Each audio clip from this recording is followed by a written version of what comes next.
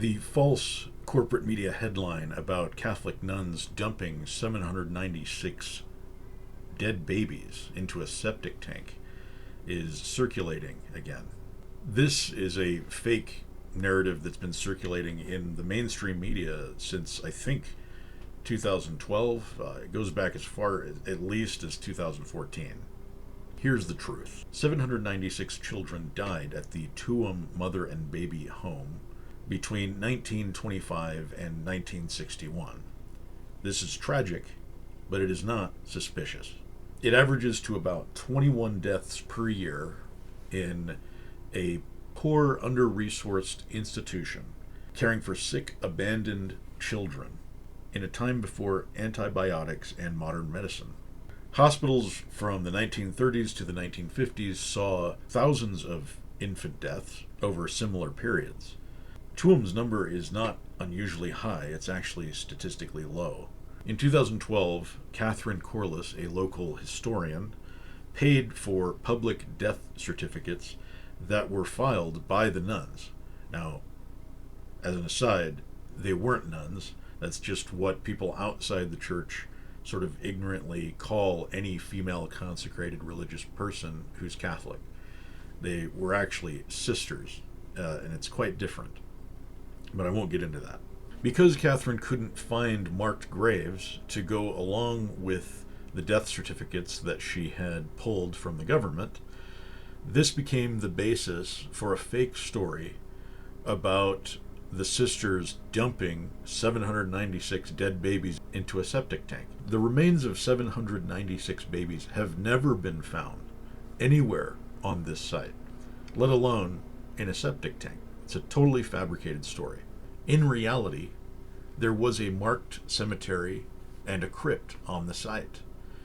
After the secular government took control of the property, they built a housing project and a playground on the property, which destroyed the cemetery and disrupted the graves, obviously. The story that's currently going around is saying that there's currently an excavation going on in order to document and identify the remains and give them a respectful burial.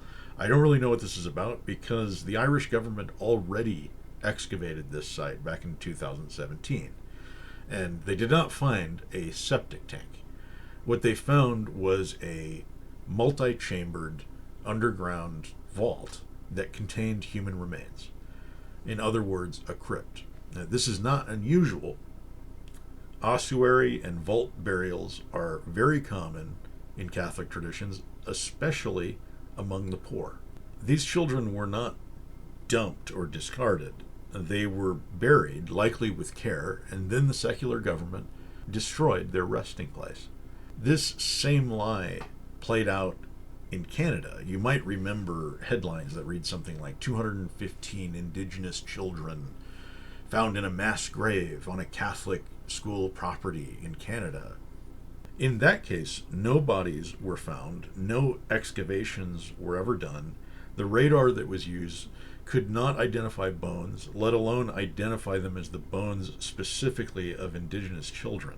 And yet over 100 Catholic churches burned to the ground across North America in less than a month because the corporate media and the secular governments of two nations were pushing this false narrative. In both cases, Catholic burial sites were destroyed by the secular government and then later used to attack Catholics by those governments and by their anti-Catholic corporate media masks. The children who died at Tuam were carefully documented by the sisters who took care of them in publicly available government records. They were buried, so far as I can tell, according to Catholic tradition.